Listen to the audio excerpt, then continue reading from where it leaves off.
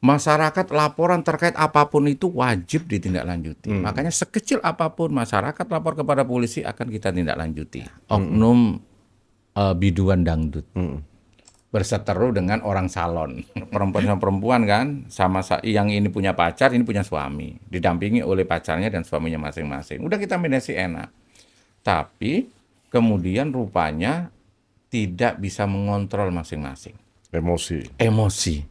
Kemudian akhirnya kelahi. Ada tidak permasalahan masyarakat yang datang yang di luar nalar, Pak Casam?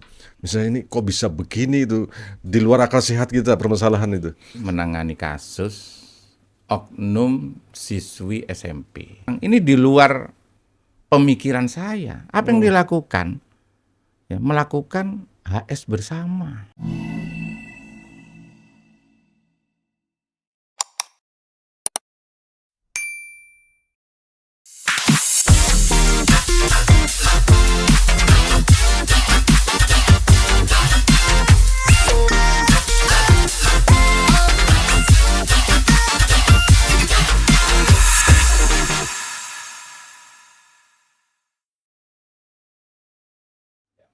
Berjumpa lagi di Beat of Life episode ke-26. Dan spesial kali ini saya kedatangan tamu, kawan, sahabat yang luar biasa, mediator ulung gitu ya, yang sering menangani konflik keluarga, penipuan online, bahkan curhat tentang cinta, tentang rumah tangga dan sebagainya. Tentu kita mengenal beliau di balik seragam polisi yang luar biasa, dikenal sebagai Cak Sam, tepatnya nama beliau barangkali kurang populer, Ibtu Haji Samsudin MH.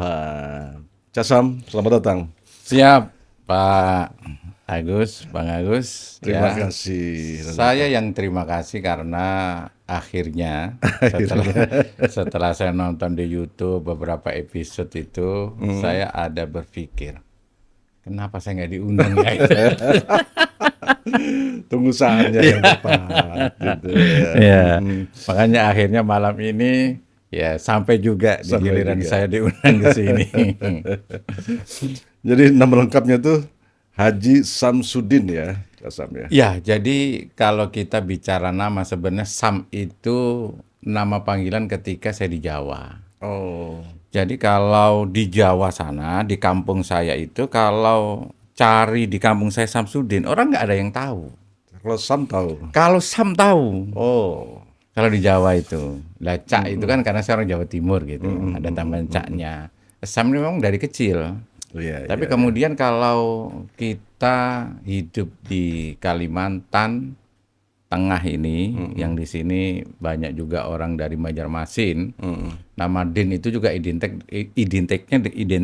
dengan Kalsel ataupun dengan Sulawesi Selatan gitu kan, Makassar. Tapi banyak sih Udin. Nah, kalau akhirnya Din, panggilannya di sini Din, biasanya begitu kan. Tapi kalau di tempat kami ya tadi itu awalnya yang dipanggil, sehingga panggilan nama kecil saya di Jawa itu ya Sam gitu. Kalau di Kalimantan Tengah sini ya memang agak asing ketika Sam, kecuali Isam, Haji Isam lah itu. Baru orang tahu semua itu. Luar biasa aja Sam. Jadi saya tuh melihat hari-hari menangani terkait curhat itu ya. Gimana sih ceritanya sehingga ada wadah itu ya, curhat dengan Cak Sam. Karena brandingnya itu Cak Sam ya. Orang tanpa melihat lain-lain lah, tapi kepolisian atau latar belakangnya curhat ke Cak Sam gitu ya. Gimana cerita awalnya? Institusikah inisiatornya atau memang Cak Sam sendiri terobosannya? Ya, jadi kalau kita bicara dari awal terkait kemudian ada masyarakat curhat, itu sebenarnya sudah lama. Sekitar 10 tahun yang lalu sebelum COVID itu, ya ada dulu perintah dari Kapolda. Kebetulan Kapolda pada waktu itu Pak Anang Revandoko, yang sekarang beliau sudah purna tugas. Sudah purna ya? Ya, sudah purna tugas, memerintahkan kepada Kabid Humas untuk mencari tempat santai, tempat ngopi di luar kantor, yang tujuannya adalah untuk mendekatkan mengaitkan humas Polda itu dengan insan pers gitu. Jadi sifatnya non formal Ya, jadinya. non formal, sehingga bagaimana caranya insan pers dekat dengan kita, sehingga tupoksi humas pada waktu itu, ya, sehingga semakin diketahui, semakin ada kekeluargaannya dengan insan pers. Akhirnya dulu kita ada tempat warung, Warung ya, awalnya. warung kopi gitu kan,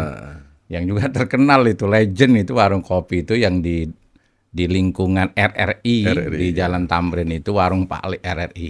Awalnya di sana, Pinggir jalan ya. di pinggir jalan sebelum COVID. Sebelum COVID. Ya, jadi kita hampir tiap hari kita ngopi bareng wartawan di sana. Awalnya wartawan aja dulu ya. Awalnya wartawan aja dulu, ngopi bareng, ya cerita-cerita, sharing dengan rekan-rekan wartawan gitu kan.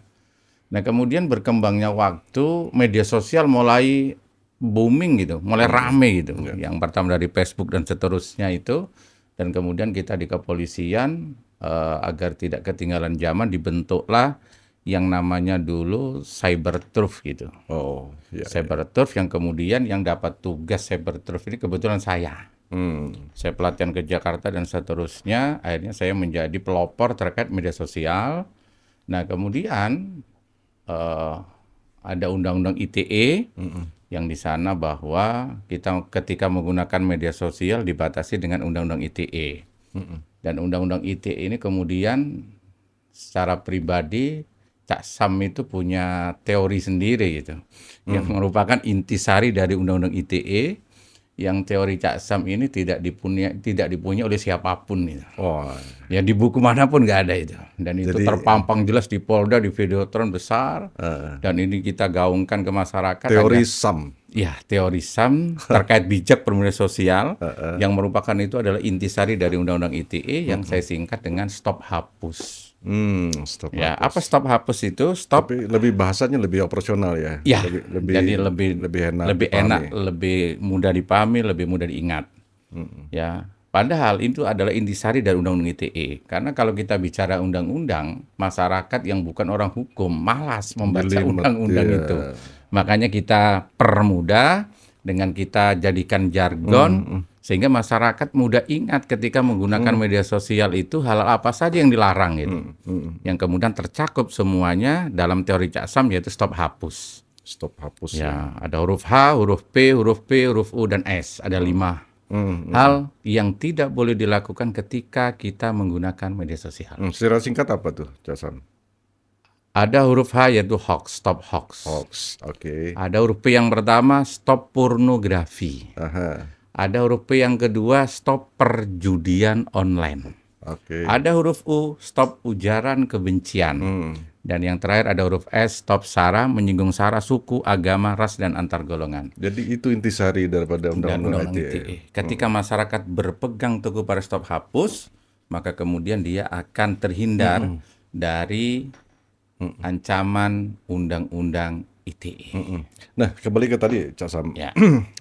Setelah ngopi sama wartawan ya, sejak tahun berapa yang mulai tiba-tiba berubah menjadi masyarakat curhat?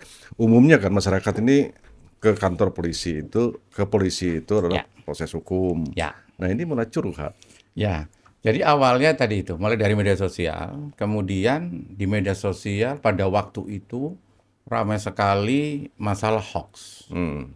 Hoax ternyata dulu itu hampir tiap hari saya menemukan hoax. Pasti. Karena salah satu tugas saya dulu adalah melakukan patroli siber. Kemudian kita juga tergabung dengan teman-teman se-Indonesia untuk penanggulangan hoax tadi itu. Hampir tiap hari saya menemukan hoax. Kemudian perintah dari pimpinan, kalau masyarakat yang menyebarkan hoax ini langsung kita terapkan undang-undang ITE, langsung masuk penjara, ya udah penuh tuh penjara. Gitu. Kemudian kita mengambil kebijakan dengan berbaik sangka kepada masyarakat. Oh mungkin masyarakat belum paham nih bahwa menyebarkan hoax itu tidak boleh. Maka kemudian ketika kita menemukan akun media sosial, kita profiling siapa yang punya akun ini menyebarkan hoax, maka yang bersangkutan akan kita hubungi, kemudian kita ajak ngopi bareng tadi itu, kita berikan pembinaan. bahwa yang disebarkan itu tidak boleh, bahwa yang disebarkan itu tidak benar. Jadi tidak ujug-ujug langsung proses hukum ya? Iya, tidak Ke ujug-ujug. sana dulu. Betul. Berbarengan dengan itu, ternyata di media sosial itu juga memang banyak masih masyarakat yang tidak bijak, yaitu dengan adanya banyaknya yang kita temukan di media sosial, perseteruan masyarakat di media sosial gara-gara masalah. Nah, kemudian ini juga tidak serta-merta ujaran kebencian, perseteruan kita kemudian proses hukum, kita kedepankan pembinaan terlebih dahulu. Kita panggil, kemudian kita mediasi. Dari sekian banyak Sam, yang paling banyak ya, kalau kita lihat secara global, yang paling banyak apa? Urusan cinta? Ya, karena kalau kita bicara media sosial itu yang penggunanya paling banyak adalah Gen Z. Yang paling banyak kasusnya adalah kasus-kasus seputar Gen Z. Gen Z yang paling banyak itu masalah percintaan, masalah asmara. Iya, saya baca-baca tadi Iya. kan ada sampai urusan keperawanan juga, Iya. ke Casam juga. Gimana itu? Iya, iya. Jadi kalau kita bicara masalah masyarakat itu memang kompleks. Dari masalah yang kecil sampai masalah yang besar, semua kita tangani. Apalagi sekarang Kapolda kita, Pak Iwan Kurniawan ini memerintahkan kepada anggotanya, kepada kita semua bahwa masyarakat laporan terkait apapun itu wajib ditindaklanjuti. Makanya sekecil apapun masyarakat lapor kepada polisi akan kita tindaklanjuti. Harus ada tindakan. Harus ada tindak lanjutnya. Apakah ini ke pidana atau berdata? Paling tidak kita menjadi memberikan solusi terbaik terhadap masalah itu. Nah, dari sekian banyak Casam, katakanlah permasalahan di ditangani itu. Apakah persentase dari banyak persoalan itu tidak berlanjut ke proses hukum? Ya, jadi kalau kita bicara persentase ini menjadi pengalaman kita semua. Jadi ada 3 itu. Jadi kalau saya menangani curhatan masyarakat itu, ini sudah ribuan. Jumlah itu sudah ribuan. Yang kita mediasi juga ribuan permasalahan masyarakat. Udah ribuan. Saya berani ngomong ribuan karena sudah 10 tahun lebih saya menangani itu. Dan tiap hari masyarakat itu bisa curhat ke saya dari paling minim 3 permasalahan. 3 kasus. Itu harus ke Casam atau ada tim? Lebih banyak ke saya. Oh. Ya, lebih banyaknya ke saya. Makanya sekarang brandingnya menjadi Casam itu. Kalau dulu saya ada beberapa tim itu. Ada beberapa tim, kemudian kita branding karena masyarakat kadang ketika yang menangani bukan saya, kadang masih kemudian kembali ke saya lagi. Oh. Itu, makanya kemudian ya sudahlah, berarti masyarakat ini harus tetap kita coba menangani terlebih dahulu saya gitu. Nah, jumlah yang ribuan tadi itu memang ada masalah, ada 3 itu yang kemudian menjadi proses hukum. Oh, ada juga ya. Ada 3. Apa itu? Karena ketika kita lakukan mediasi, ada masyarakat ini terduga yang dilaporkan ini, terduga pelaku ini, dia tidak mau menurunkan egonya. Oh. Contoh kayak gini, ada permasalahan ujaran kebencian di media sosial. Ini ada masalah, kemudian dia memposting ujaran kebencian, menjelek-jelekan orang lain gitu. Kemudian curhatlah orang lain tersebut kepada saya. Kemudian kita coba restoratif justice, kita mediasi. Siapa tahu permasalahan ini, karena biasanya itu antar kawan aja sebenarnya, saling mengenal gitu kan. Karena ada selisih paham, kemudian diangkatlah itu di media sosial. Nah, ketika kemudian kita mediasi bahwa ini harusnya tidak dilakukan karena ini diduga kuat melanggar Undang-Undang ITE, ketika kita bicara ujaran kebencian, menjelek-jelekan orang di media sosial, maka kalau kemudian itu dimediasi, si pelapor ini menginginkan namanya kembali baik. Dengan apa? Dengan melakukan klarifikasi bahwa yang disampaikan itu tidak betul. Minta maaf dan klarifikasi. Karena ada yang tadi 3 orang tadi, yang egonya, dia egonya tidak diturunin. Ya, padahal kalau dia turun ego, dia tinggal klarifikasi, minta maaf, selesai. Tapi tetap dia nggak mau, gengsi mungkin ketika dia minta maaf gitu kan, karena egonya masih tinggi. Kemudian dia, ya sudah proses hukum aja. Akhirnya naik. Ya, akhirnya naik.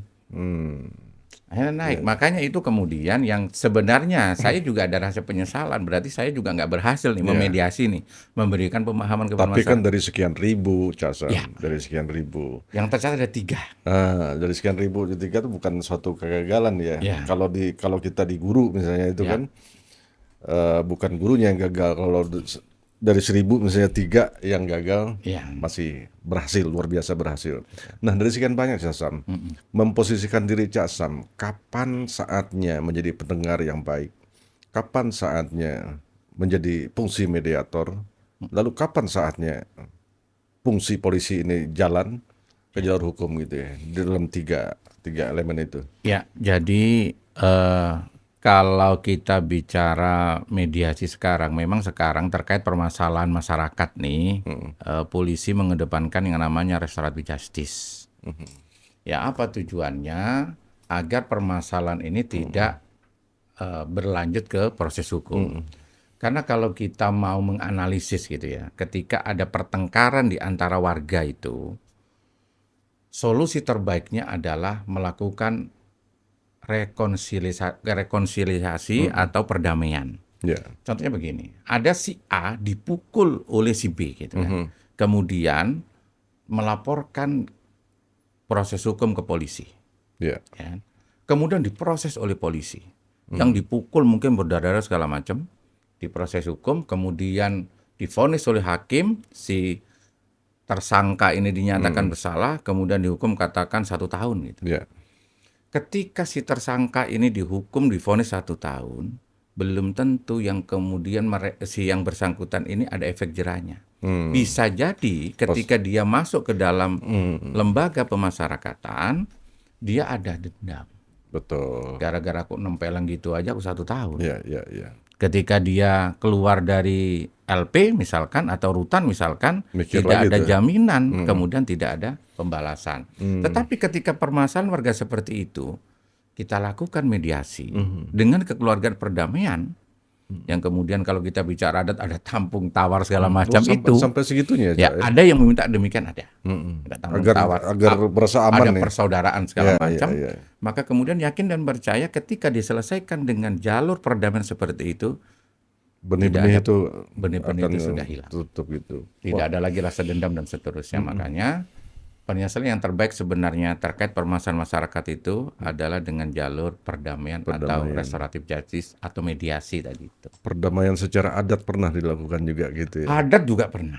Pernah. Ya, jadi saya juga ada kerjasama dengan dari DAD, Dewan Adat Dayak, yang ketua hariannya Prof. Elia Embang. Ya. Ada beberapa kasus juga kita sinergi dengan beliau, termasuk ke beberapa damang, bahwa ada permasalahan warga, kadang mau dimediasi, tapi juga maunya juga sama adat. Kita ikuti itu. Ya.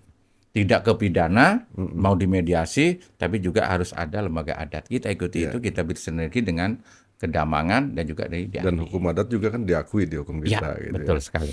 Nah, Casam, pengalaman yang luar biasa yang menangani ribuan permasalahan. Ada tidak permasalahan masyarakat yang datang yang di luar nalar, Pak Casam?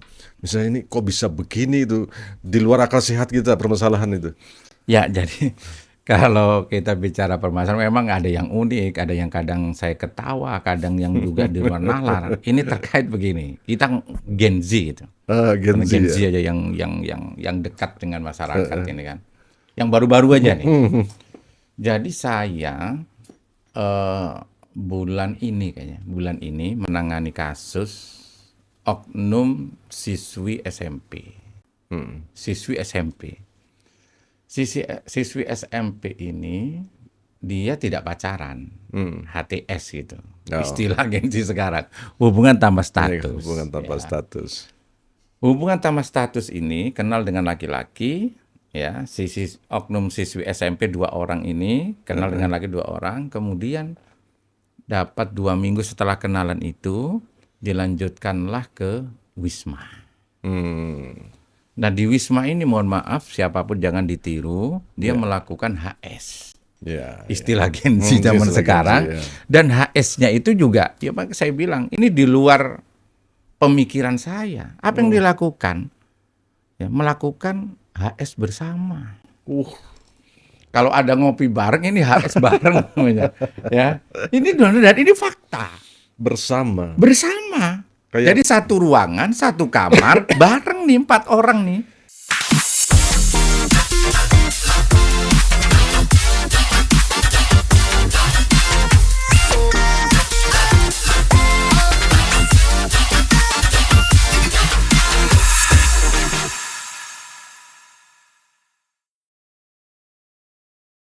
Kayak bukan juga pesta HS ya, tapi bersama. Bersama, berbarengan. Hmm.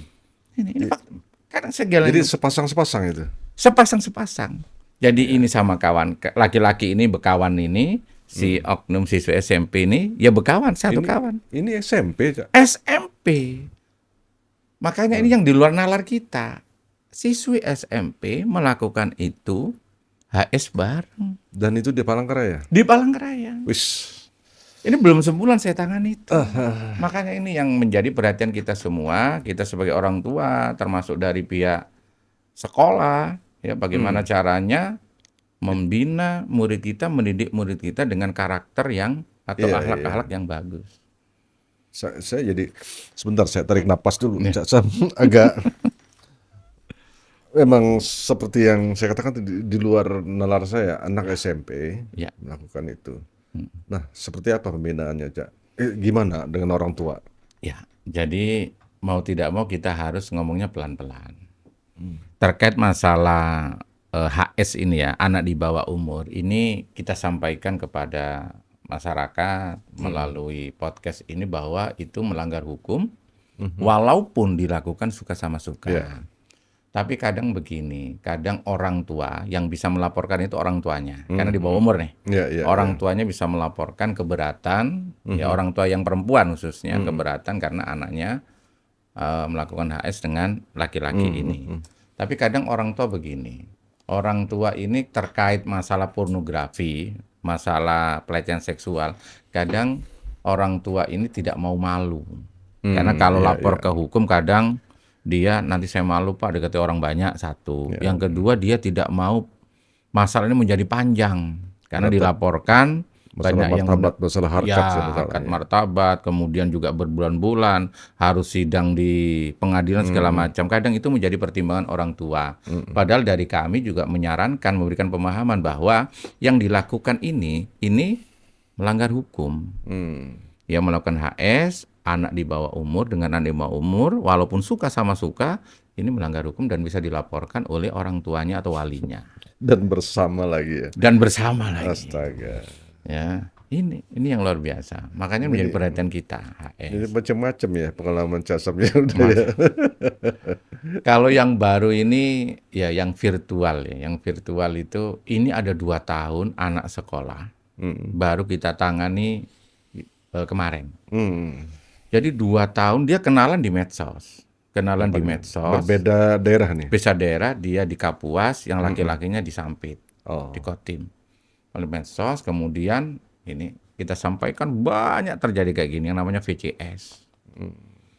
Video call. Video call. Ya, video call seks atau diplesetkan video call syariah.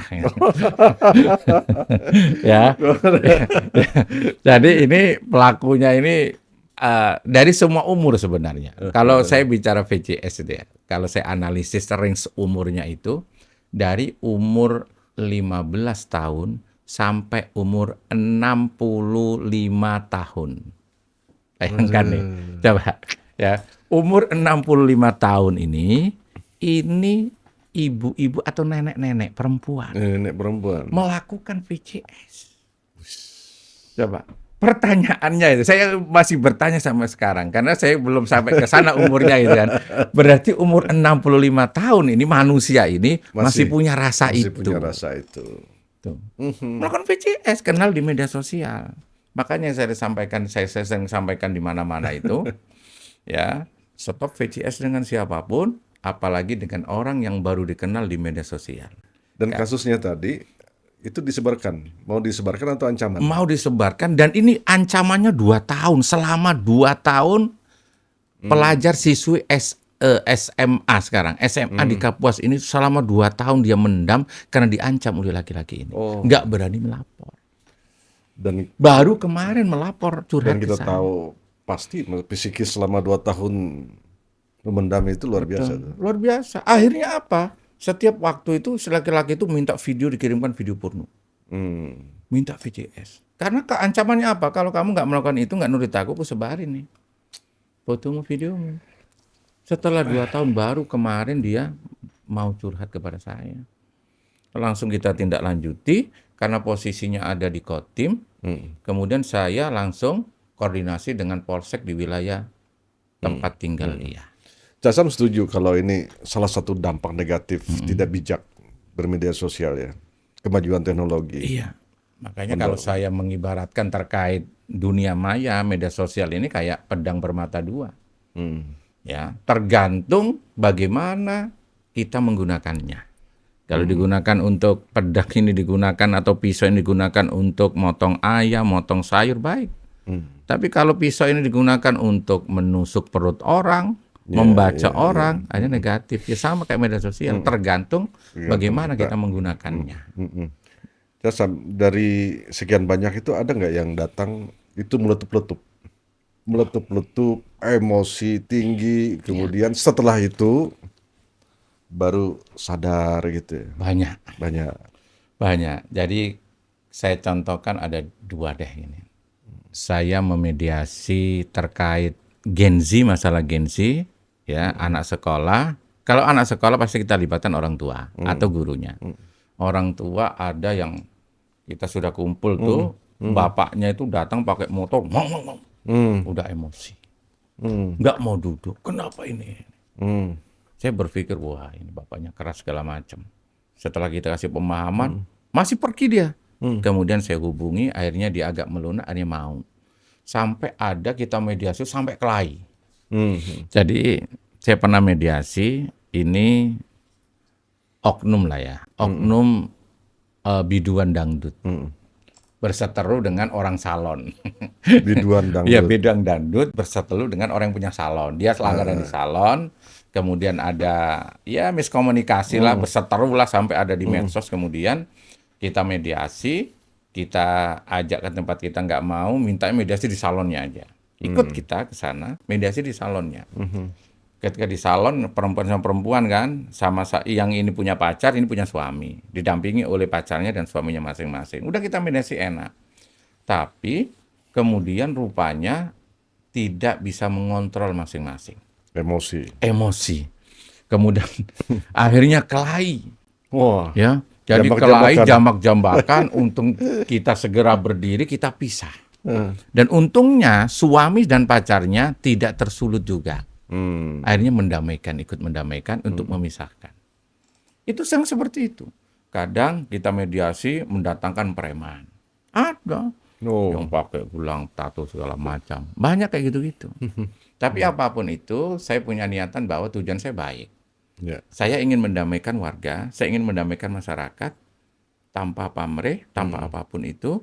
Bagaimana warga ini bisa berdamai. Sehingga tujuan utamanya apa? Ketika masyarakat mau berdamai terhadap permasalahannya itu, tujuan utamanya adalah tujuan kepolisian apa itu? Agar Kamtipmas tetap terjaga. Tujuannya utamanya di sana. Karena dari pertikaian kecil ini bisa menjadi nanti pertikaian besar ketika kita tidak bisa mengelola dengan baik. Makanya kita kelola, kita coba untuk mediasi, kita dinginkan, kita akurkan kembali, kita rukun kembali, sehingga mereka tidak ada masalah di kemudian hari. Seperti itu. Kalau melihat dari Casam, saya agak tertarik ya tentang usia-usia ya, usia-usia anak yang melakukan hal-hal yang tidak pantas ya, tidak pas begitu ya. Kalau kita tarik Casam, kemana muaranya itu ya? Apakah pendidikan agama yang kurang, atau pendidikan etika di sekolah dan sebagainya? Terkait dengan karakter anak zaman sekarang, kalau kita melihat zaman dulu itu kenakalan remaja itu pengaruhnya yang terkuat hanya satu. Apa pengaruhnya? Karena pengaruh pergaulan. Di zaman teknologi ini bukan hanya pergaulan aja menjadi pengaruh. Kemudian ada kenakalan remaja. Yang terkuat sekarang kenakalan remaja adalah dipicu oleh adanya dunia maya ini oleh Racun. Android. Racunnya di sini. Karena tidak bisa mengelola dengan baik. Karena anak zaman sekarang ini bisa melihat, bisa menonton Ya. apapun di sini. Mulai Tanpa dari batas sudah. tanpa batas, mulai dari film kekerasan, terkait pornografi, ya, akhirnya di sini. Dan kemudian terkait pergaulan remaja zaman sekarang ini, makanya saya selalu menyampaikan itu di sekolah-sekolah, kampus-kampus, lebih baik tidak usah pacar-pacaran. Ya, ya. Karena kalau sudah pacar-pacaran, ya, arahnya itu semuanya ke arah birahi. Betul. Karena pengaruhnya di sini. Ya. Dia bisa melihat apapun di sini. Kalau zaman kita sekolah dulu, mohon maaf nih, ada kemauan kita dulu zaman sekolah itu ingin melihat pornografi, tapi melihatnya di mana gitu kan, susah, ya kan? Koran nggak ada, ya kan? TV ya hitam putih itu aja. Zaman sekarang, paling paling di zaman SMA itu buku-buku Yani Ero gitu ya. yang betul begitu yang kita juga jarang juga, apalagi kita di kampung. Tapi bukan visual dia. Ya. Dari Sekarang bacaan. zaman sekarang kan melihat ini. Jadi itu racun, Cak ya. Racunnya di sini. Karena secara logikanya begini. Orang normal itu melihat yang namanya pornografi pasti akan timbul birahi. Betul. Ketika dia punya pasangan, punya pacar, maka kemudian yang anak Gen Z ini pasti ingin coba-coba nih. Iya. Mempraktekkan itu kepada pasangannya. Makanya kemarin ada masalah keperawanan. Iya, iya. Ya, hari ini juga ada masalah keperawanan yang dituntut oleh yang perempuan karena si laki-laki ini meninggalkannya. Ada lagi. Itu dia nggak melakukan dengan siapapun dan ini juga anak sekolah. Nah, Cak, terkait dengan Cak Sam kan di kepolisian ya. Kita melihat ada dua sisi ya. Satu polisi yang dianggap sebagai wah, bagian anak nih serem nih. Kalau ke situ itu urusan hukum. Nah, di satu sisi humanis kayak Cak Sam dan sebagainya. Apa tantangan terbesar kalau polisi dekat dengan masyarakat? Ya, sebenarnya begini. Kenapa kemudian yang saya belum menyampaikan di sini bahwa Kapolri kita, Pak Listio Sigit, Jenderal Listio Sigit ini punya program yang namanya Jumat Curhat gitu. Jumat Curhat. Ya, bahwa Jumat Curhat ini masyarakat boleh curhat apapun kepada polisi, kemudian perintahnya diupayakan curhat masyarakat ini tidak di kantor, di luar. Tujuannya apa? Biar polisi dekat dengan masyarakat. Karena kadang masyarakat ketika disuruh ke kantor polisi Ya, itu ada takut, ada segan segala macam. Tapi ketika di luar lebih legah masyarakat, lebih ringan masyarakat, tidak takut, tidak segan dengan polisi. Ketika masuk gerbang diperiksa aja udah beda. Tanya sama polisi, takut salah ngomongin segala macam kan. Tapi ketika di luar, di warung kopi atau di kafe segala macam, ini akan lebih mendekatkan kepada masyarakat dan masyarakat bisa ngomong apa aja itu. Kalau di kantor polisi kadang masyarakat ngerem-ngerem ngomongnya, kan begitu ya. Mau curhat, mau menyampaikan aspirasi. Oh, saya takut nggak bisa keluar dari kantor polisi, dari Polda atau Polres gitu kan. Tapi ketika di warung kopi, masyarakat bisa plong itu menyampaikan unek-uneknya, aspirasinya, terkait Kamtipmas, terkait apapun itu bisa menyampaikan. Makanya program Jumat Curhat itu diupayakan, kata Pak Kapolri, di luar kantor. Nah, kemudian oleh kami, kita breakdown itu bahwa masyarakat mau curhat itu tidak nunggu hari Jumat. Masalah masyarakat itu tidak nunggu hari Jumat gitu kan. Kemudian kita breakdown, masyarakat boleh curhat kapanpun, hari apapun dan jam berapapun. Kita buka layanan itu. Dan kemudian karena wilayah Kalteng juga ada di luar Palangkaraya, masyarakat juga bisa curhat secara virtual. Itu yang disebut dengan virtual police. Iya, kemudian ada virtual police itu. Ya, itu banyak juga yang memanfaatkan itu ya? Banyak. Ya banyak juga. Yang kita juga mediasi virtual juga bisa. Dan kadang juga antar kabupaten di Kalteng, juga antar provinsi ada yang kita mediasi itu. Ya, dan kadang masyarakat di luar Kalteng itu bertanya itu. Kayak kemarin ada DM saya, di Kalsel ada nggak yang kayak Cak Sam gitu? Dari Bali, dari Sumatera, dari Jawa, dari Sulawesi, banyak yang kemudian dia konsultasi atau curhat pada saya. Nah, model-model Jumat apa tadi? Jumat Curhat. Jumat Curhat itu di seluruh Indonesia. Seluruh Indonesia. Tapi itu modelnya beda-beda. Model, metodenya. Iya beda-beda. Sebenarnya secara garis besar sama bahwa diupayakan di luar Di luar kantor, kantor. mau di warung kopi, mau di kafe, ngumpulin masyarakat silakan curhat. Intinya seperti itu. Kemudian ada memodifikasi sendiri, ya silakan. Intinya masyarakat bisa menyampaikan permasalahannya, masalah keluhannya melalui dengan Jumat curhat tadi. Ya, kalau saya melihat ya di portalnya Cak Sam ya, apa iya bisa ini menjadi mode pendekatan kepolisian ke depan?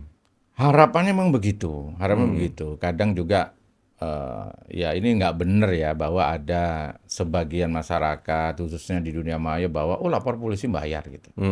Ya padahal faktanya tidak ada lapor polisi bayar. Masyarakat bisa lapor ke polisi dan itu tidak dipungut biaya dimanapun bisa lapor.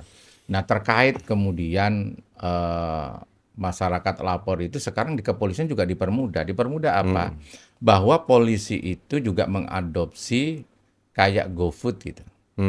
Ya, masyarakat mau makan tidak harus ke cari warung, cari restoran, cari kafe. Cukup dengan HP-nya, masyarakat bisa makan, datang makanan itu. Termasuk laporan ke polisi juga tidak harus datang kantor polisi, bisa juga lewat HP. Tapi terganggu nggak Cak Sam? Handphone bunyi terus itu. Kalau terganggu sih, ya Anak secara pribadi ya terganggu. Tapi karena ini tugas kita, mau tidak mau kita melayani masyarakat, baik secara tatap muka maupun melalui HP tadi itu. Kan Kita layani. hari-hari itu. Hari-hari. Saya katakan tadi minimal itu masyarakat yang curhat kita selesaikan masalah 3. Ya. Dan malam ini pun masih ada yang nunggu saya ini. Kadang sampai jam 12, jam 1, sekarang jam 2 gitu menyelesaikan permasalahan masyarakat. Sampai jam-jam segitu ya. Jam segitu. Tetap dilayani. Tetap kita layani. Apa yang membuat Cak Sam resepnya tetap kuat mental untuk mendengarkan keluh kesah itu? Apa nggak ikut puyeng juga dengarnya? Jadi saya itu sering berdoa begini. Saya doanya itu biarlah saya yang menyelesaikan permasalahan masyarakat dan jauhkan saya dari permasalahan itu. Jadi permasalahan masyarakat yang curhat kepada saya jadikan ini sebagai obat atau saya jadikan sebagai jamu yang terus memotivasi saya, apalagi kemudian saya bisa menyelesaikan masalah masyarakat itulah kebahagiaan saya. Kepuasan batin. Kepuasan batin. Tidak ternilai. Tidak ternilai. Dan kemudian masyarakat itu, karena kita tanpa pamrih, kita ikhlas, masyarakat kita selesaikan masalahnya, kemudian yang beberapa kali saya posting itu mengucapkan terima kasih Cak Sam, sudah ini. Saya didoakan, polisi didoakan, itu sudah luar biasa. Kadang-kadang saya lihat juga di kafenya Malapi. Ya. Malapi tahu nggak? Punya Pak Sam, punya Pak Sam. Enak itu. Salah satu tempat Malapi itu juga menjadi inspirasi dari curhatan tadi itu. Malapi itu artinya kan markas Laskar Ngopi gitu. Ada bandnya. Bandnya ada juga Malapi. Markas itu sebenarnya juga singkatan. Ada mediasi, ya konsultasi, ya termasuk curhat itu ada singkatan markas tadi itu ada singkatannya. Ya. Jangan lupa yang belum sempat ke Malapi harus nyempetin ikan asin tanak apa tuh? Ikan batanak. Ikan batanak tuh paling enak itu. Kalau saya ke situ nggak ada menu lain, itu aja. Cak Sam, banyak yang datang putus asa. Bagaimana menguatkan mereka? Ini kan harus pelan-pelan. Cak Sam jadi akhirnya kayak seorang psikolog jadinya. Kayak orang psikolog, walaupun bukan psikolog gitu ya. Tetapi akhirnya ketika orang yang betul-betul putus asa datang ke Cak Sam. Ini kan tidak serta-merta kita harus memberi obat begitu ya, memberi obat, tapi harus pelan-pelan menaikkannya. Tambah semangatnya dulu, baru kita masuk ke substansi. Gimana tuh, Cak? Ya, jadi terkait masalah seperti itu, kadang kita menyentuhnya itu ada 2 gitu, yang terutama masalah agama juga kita sentuh. Ya, ketika ada permasalahan yang berat, kita menyentuh yang utama adalah masalah agama. Ketika kita sentuh masalah agama, kadang masyarakat itu kemudian dia akan terbuka hatinya, dia akan sadar bahwa kita ini adalah umat atau insan beragama yang punya Tuhan. Untung polisinya lulusan Ya. IAIN ya. Iya. Jadi lengkap dia. Termasuk memediasi masyarakat ketika masyarakat nggak paham terkait hukum positif gitu. Saya sentuh dengan agama. Ya bahwa katakan di agama Islam gitu, bahwa di Al-Quran seperti ini, bahwa di hadis seperti ini, di agama apapun tidak memperbolehkan Ya, ya yang melakukan namanya kriminalitas. Kita sentuh dengan agamanya masing-masing. Sentuhan agama itu kadang juga akan mengetuk hatinya, terbuka, kemudian tidak melakukan hal-hal yang negatif. Iya, iya. Jadi, oh ya lengkap ya.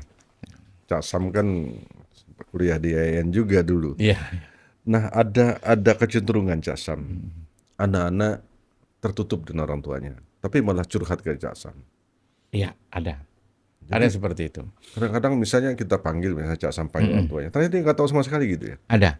Ada juga kadang begini. Ketika anak di bawah umur, saya akan selalu bertanya orang tuanya. Orang tuanya harus terlibat segala macam. Tapi kadang ada masalah, ada anak nih, Gen Z nih, anak sekolah ini, Pak, tolong jangan kasih tahu orang tua saya, Pak. Kalau tahu orang tua saya, Pak, saya akan digini. Itu juga menjadi pertimbangan saya. Kadang juga saya keep. Yang penting permasalahan ini selesai. Kemudian yang negatif jangan dilakukan kembali. Terus dan anak ini kita monitor, ya. Karena kalau nanti kita tetap paksakan orang tuanya tahu permasalahannya, saya takutnya orang tua nggak bisa kontrol. Atau kemudian anaknya akan selalu dikekang. Ya makanya ada beberapa permasalahan yang anak ini memang minta tolong jangan dikasih tahu orang tua. Ya, karena dia tahu karakter orang tua dan seterusnya. Tapi pelan-pelan akan kita sampaikan juga ke orang tua itu bagaimana bahwa anaknya ada permasalahan seperti ini sehingga orang tua juga ikut menjaga. Karena bagaimanapun orang tua harus mengetahui itu ya, Ya, Cak Sam. tapi waktunya, temponya akan Harus kita mencari timing timing yang tepat, yang tepat. Seperti itu. Kalau saya melihat di postingan Cak Sam ya, misalnya screenshot WA itu, ada beberapa yang saya lihat yang saya akan mengatakan bahwa curhat dan Cak Sam itulah yang menyelamatkan hidupnya. Gimana tuh perasaan gitu? Ya itu yang saya katakan tadi bahwa kebahagiaan kami itu ketika kita bisa membantu masyarakat menyelesaikan masalahnya. Itu sangat bahagia sekali. Makanya kita tidak minta imbalan apapun, doa dari masyarakat itu akan menambah penyemangat saya untuk semakin membantu masyarakat untuk menyelesaikan masalahnya. Cukup dengan itu. Makanya ketika ada masyarakat menyampaikan hal seperti itu, ya saya hanya berdoa mudah-mudahan saya terus ikhlas, terus kuat, ya, terus kemudian bisa membantu masyarakat sehingga masyarakat bisa diselesaikan masalahnya, masalah sekecil dan seberat apapun. Jangan sampai harapan kami masyarakat sampai tersandung masalah hukum dan kemudian ya apalagi Gen Z masa depannya cita-citanya sampai nggak tercapai.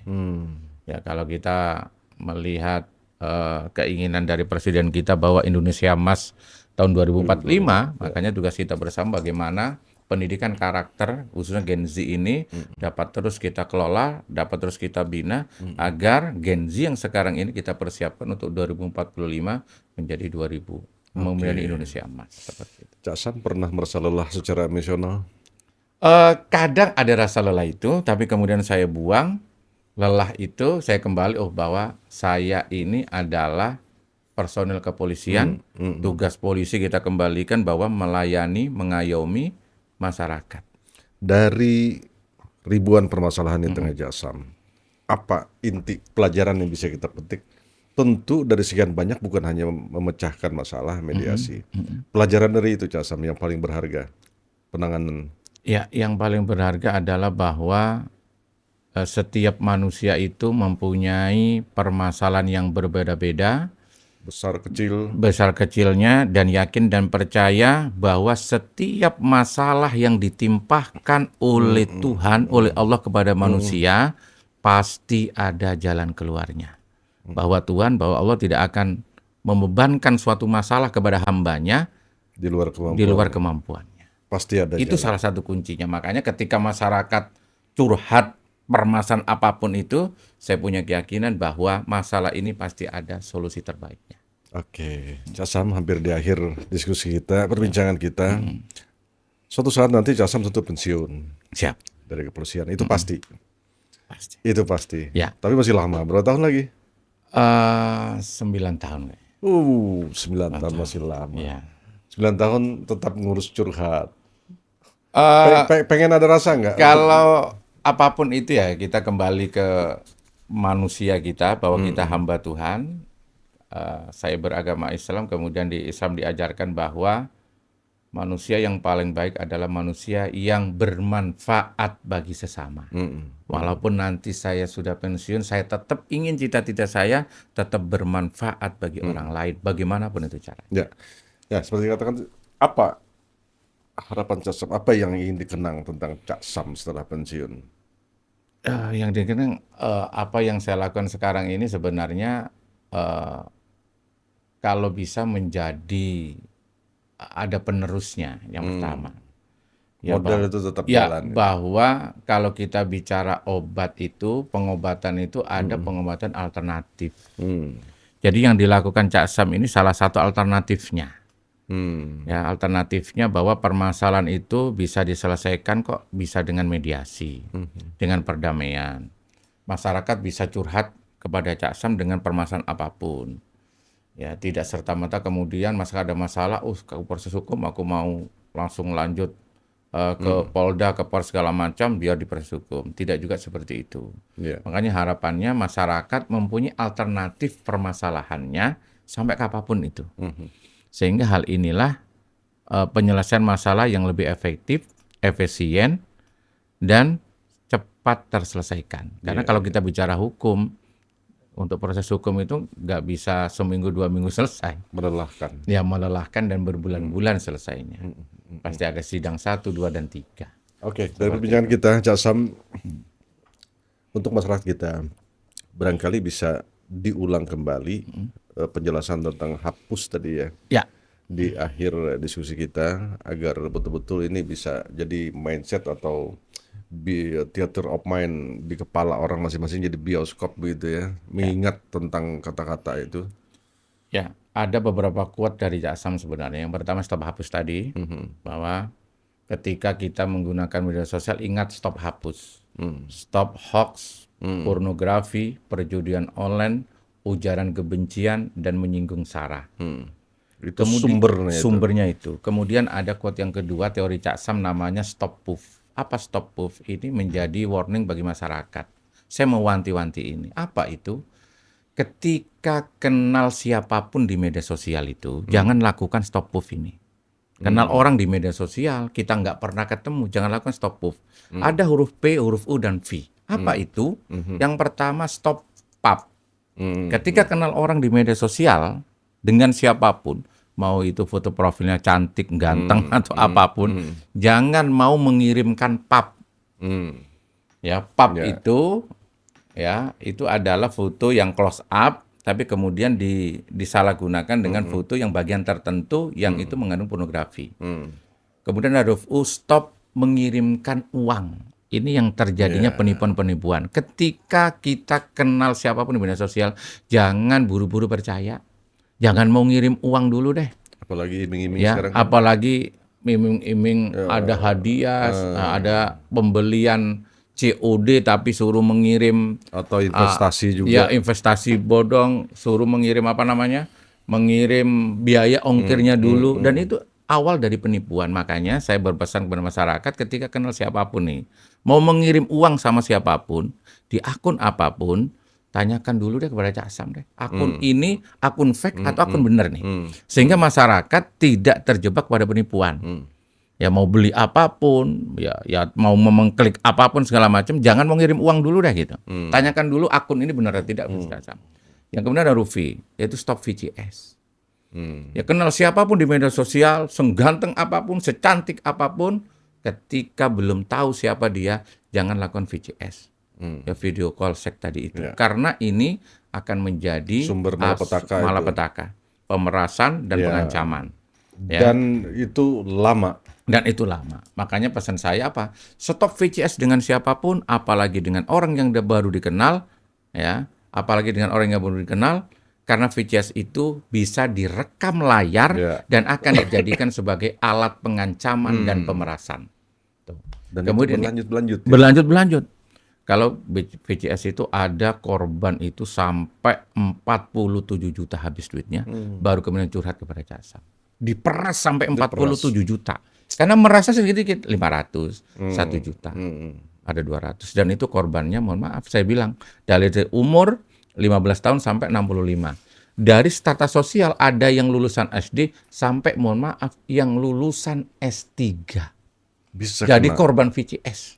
Bisa kena. Ya, dari yang tukang becak, mohon maaf, sampai yang pejabat ada yang menjadi korban VCS. Itu curhat pada Cak Sam. Korban VCS yang saya tangani VCS itu udah hampir 500 masalah VCS. 500. Gila. Pesan Cak Sam yang terakhir, ini biar tidak jadi pertikaian di media sosial.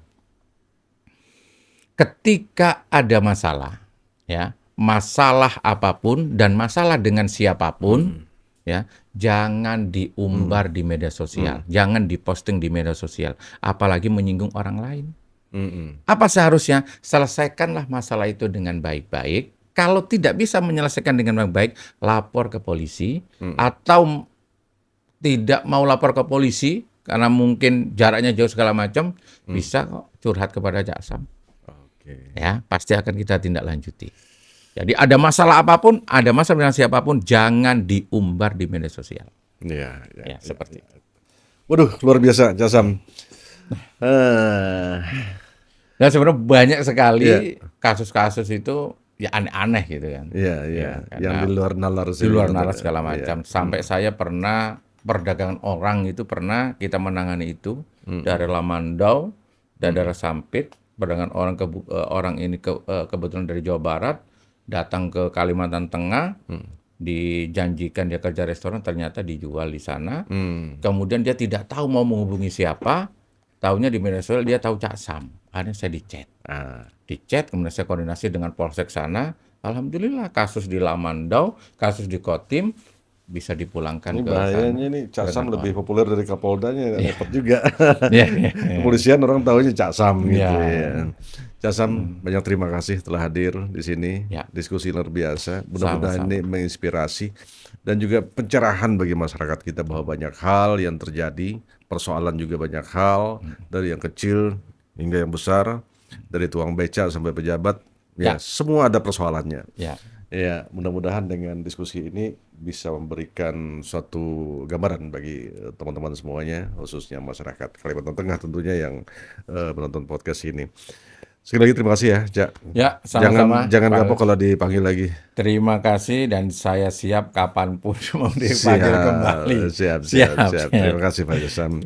Dan demikian perbincangan saya dengan Cak Sam yang luar biasa, mediator yang luar biasa, yang kita kenal lebih populer Cak Samnya daripada Poldanya gitu ya. Ya, kadang manusia tidak selalu membutuhkan solusi yang rumit. Terkadang manusia hanya membutuhkan orang yang mau mendengarkan keluh kesahnya, kemudian diberikan solusi obat yang tepat begitu ya, sehingga permasalahan itu bisa mereda, kemudian bahkan sampai damai begitu ya. Dan sukses sekali lagi saya ucapkan kepada Cak Sam yang luar biasa membangun kehumasan di Polda ya. Terasa benar, waktu saya di Kominfo juga terasa benar geliatnya begitu. Siap. Dan sekali lagi sukses dan demikian perbincangan saya, semoga bermanfaat. Selamat berjumpa kembali dan hasta la vista.